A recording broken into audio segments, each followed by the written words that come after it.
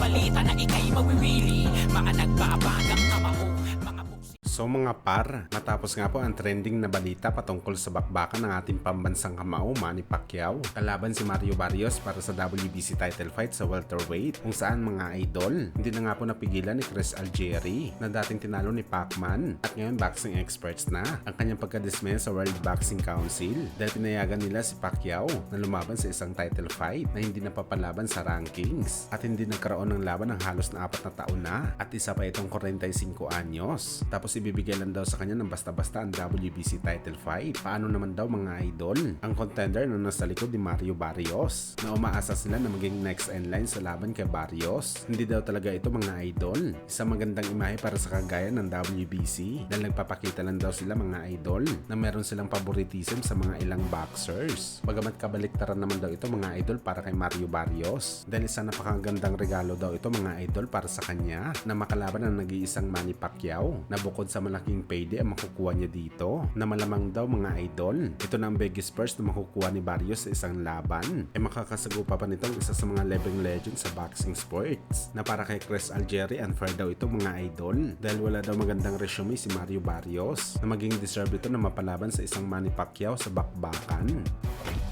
Samantala sa parehong podcast rin po mga idol ni Chris Algieri, ibinanatan rin po ng kasama nito na si Timothy Bradley si Canelo Alvarez. Anihan ni Bradley mga idol, wala daw talaga siya masabi sa trip ni Canelo na gusto nito palagan sa bakbakan ang isa kina Edgar Berlanga at Chris Eubank Jr. sa buwan ng September. Masyadong obvious daw si Canelo mga idol na umiiwas talaga kay David Benavides. Kaya advice mga idol ni Bradley kay Canelo magpalaki naman daw siya ng bayag sa bakbakan at ibigay sa mga boxing fans ang laban na gusto nila mangyari. Gayahin naman daw ni Canelo mga idol ang tapang ng mga kapwa nito Meksikano, kagaya na lang ni Julio Cesar Chavez, Oscar de la Hoya at maski si Galo Estrada mga idol na meron daw bayag na lumaban kay Bam Rodriguez. Bagamat kung piling daw ni Canelo mga idol na hindi niya dapat gawin ang ganitong bagay, okay lang naman daw ito sabi ni Bradley, pero wag daw magalit si Canelo sa mga boxing fans at mga experts kagaya nila. Natatawagin siya na isang duwag na boxer dahil ito daw talaga ang totoo sa rason ayaw nito lumaban sa mga fighter na halos 4 na taon na mandatory sa kanyang titulo sa bakbakan.